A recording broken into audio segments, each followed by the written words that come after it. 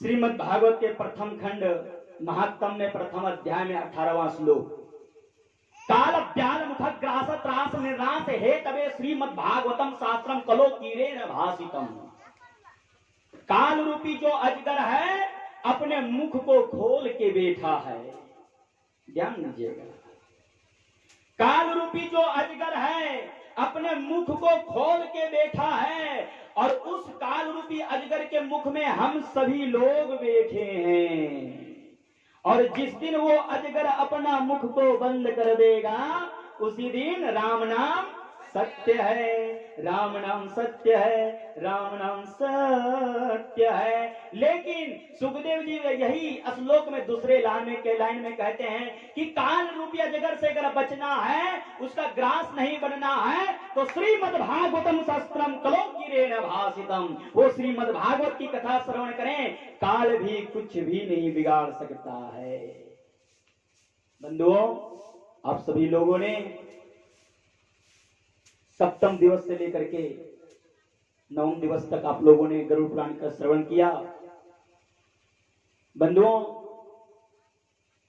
कुछ कथाएं गरुड़ पुराण की बच गई है, उसे मात्र मैं 15-20 मिनट में बताऊंगा।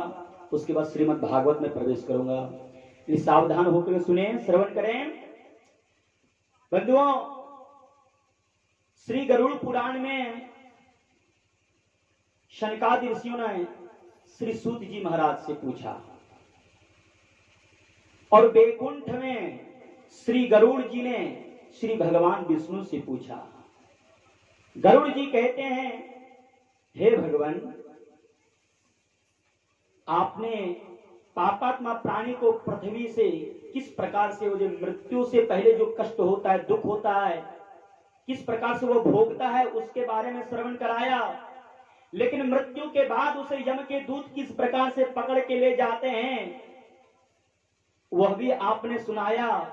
और किस प्रकार से यमलोक में उसका न्याय मिलता है पापात्मा प्राणी का, उसके बारे में भी आपने सुनाया। लेकिन भगवान, एक प्रश्न और है, जानने की इच्छुक हूं मैं। बंधुओं, कहते हैं कि श्रोता 3 प्रकार का होता है। ध्यान दीजिएगा, श्रोता 3 प्रकार का होता है। पहला होता है श्रोता, दूसरा होता है सरोता और तीसरा होता है सोता। श्रोता किसे कहते हैं?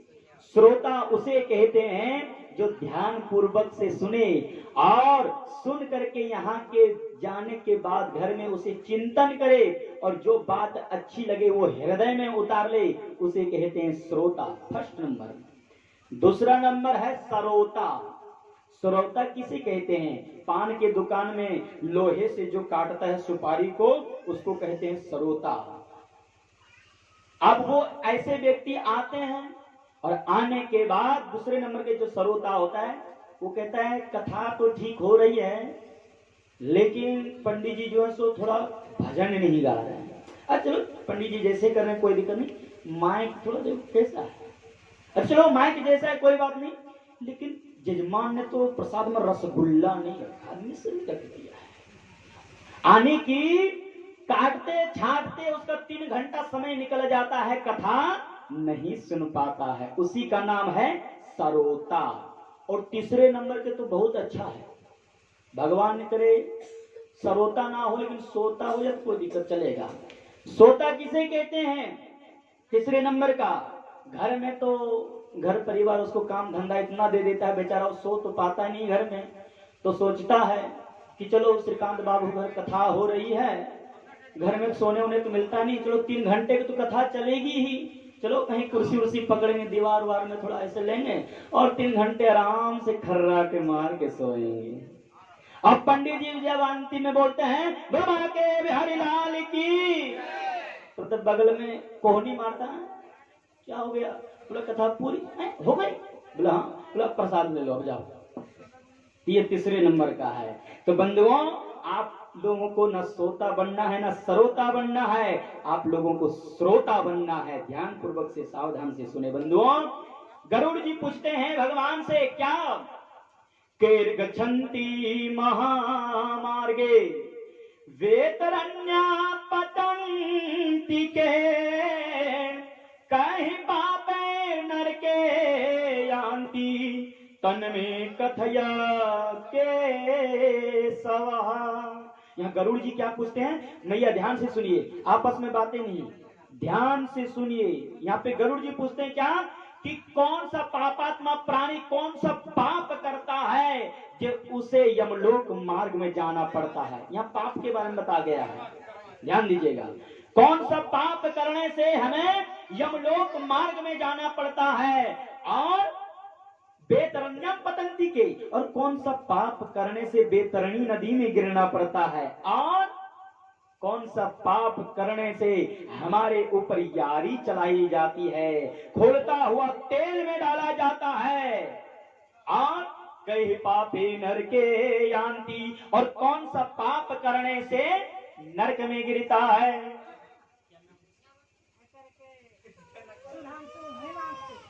और हमारे हिमांशु जी बालक हैं, भगवान करे श्रीमद् भागवत के चरणों में 11 रुपये समर्पित किए हैं। मेरे तरफ से आशीर्वाद है, सर्वबाधा विनिर्मुक्तो धन धान्य सुतानुतः मनुष्य मत प्रसादेन भविष्यति न संशयः। मेरे तरफ से आशीर्वाद है कि वो बहुत आगे बढ़ता जाए, बुद्धि प्राप्त हो, विद्या प्राप्ति हो, और सत्संग हमेशा प्राप्त हो, इसलिए मेरी तरफ से कल्याण। और हमारे सकल देव जी की तरफ से भगवान के चरणों में 11 रुपया समर्पित हैं, इसलिए मेरे तरफ से आशीर्वाद है क्या, देहि सौभाग्यम आरोग्यम देहि में परमम सुखम रूपम देहि जयम देहि जसो देहि दिवसो देहि। बुढ़वा के बिहारी लाल की जय। और कहते हैं गरुड़ जी कि कौन सा पाप करने से नरक में गिरते हैं। यह 4 प्रश्न पूछा गया है। कौन सा पाप करने से यमलोक मार्ग में जाना पड़ता है, कौन सा पाप करने से बेतरणी में गिरना पड़ता है, कौन सा पाप करने से नरक में गिरना पड़ता है, और कौन सा पाप करने से हमारे ऊपर यारी चलाई जाती है। तो भगवान उस प्रश्न का उत्तर देते हैं। सावधान होकर सुनना मैया, आज कथाएं बहुत है, इसलिए मैं थोड़ा ठाकुर जी की कृपा से थोड़ा फास्ट बोलूंगा राजधानी की तरफ। आप अगर ध्यान पूर्वक से सुने तो ठीक है, नहीं सुन पाए तो वो बात निकल जाएगी। भगवान कहते क्या, सदैव कर्म निरताः, सदैव कर्म निरताः, शुभ कर्म परामुखा, नरका नरकं यान्ति, दुःखा दुःखं भयात् भयम्। अर्थात भगवान कहते हैं सदैवा कर्म निरताः, मैया आपस में बातें नहीं, सदैवा कर्म निरताः, जो हमेशा शुभ कर्म से परांगमुख रहता है, जो हमेशा धर्म कार्य नहीं करता है, जो हमेशा कथा नहीं सुनता है, जो सत्संग नहीं सुनता है, सदैवा कर्म निरताः, शुभ कर्म परांगमुखा, और जो शुभ कार्य से हमेशा अपना मुख को मोड़ता रहता है। क्या सुनने कथाएं, और क्या यज्ञ में जाना, क्या अनुष्ठान करना, क्या भोले बाबा पे जल चढ़ाना, क्या माता पिता की सेवा, क्या बुजुर्गों का सम्मान, जो ऐसे करते हैं उसको कहाँ जाना पड़ता है, नरकान नरकम यान्ति, नरक में उसे गिरना पड़ता है, और नरक में गिरने के बाद फिर उसे नरक में गिरता है। और दुखा दुखम भयात् भयम, दुखा दुखम भयात् भयम, जो आ रहे हैं वो शांति पूर्वक से बैठ जाएंगे, आप ध्यान पूर्वक से कथा सुने, श्रवण करें। बंधुओं कहते हैं दुखा दुखम भयात् भयम, और दुख को भोगने के बाद पुनः फिर दुख को भोगता है।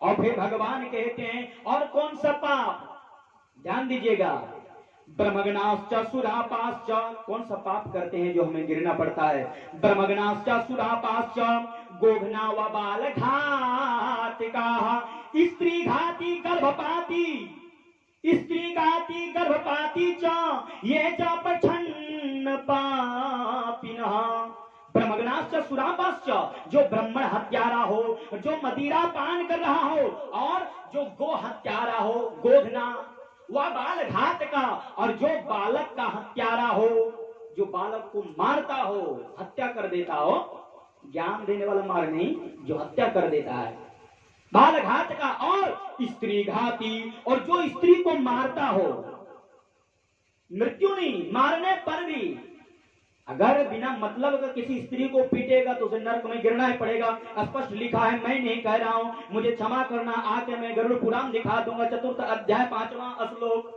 स्त्री घाती गर्भपाती, मैं यहाँ जो भी कहता हूँ एकदम बिल्कुल सत्य कहता हूँ, डंके की चोट पे कहता हूँ। किन्हीं को कुछ सवाल पूछना तो आके पूछ सकते हैं। स्त्री घाती गर्भपाती, और जो स्त्री को मारता हो, और गर्भपाती, और जो गर्भ गिराता हो, बस पहले पता करिए क्या है बेटी, हटाओ हटाओ इसको, खत्म करो। तो जो गिराता है उसको भी नरक में गिर कर जाना पड़ता है, और जो गिरवाता है उसे भी, और जो डॉक्टर काम करता है उसे भी। अरे भैया, बेटी और बेटा में क्या फर्क है? एक पिता था भैया, एक पिता था, अपनी बेटी को शादी किया ले जा करके, अच्छे से दान दहेज दिया जितनी उसकी शक्ति थी, लेकिन दहेज की लालच में उसने बेटी को मार डाला, अपनी बहू को, और लाशें भिजवा दिया घर पे। पिता बेचारा गरीब था, जब पिता को यह सूचना मिली कि हमारी बेटी को हत्या कर दिया है, एक बार जब मांगा था दहेज तो मैं घर द्वार तो बेच के दे दिया, फिर मांगा तो मेरे पास है ही नहीं तो दूं क्या। आज बेटी की लाश आ गई, मात्र शादी होने में 6 महीना हुई थी।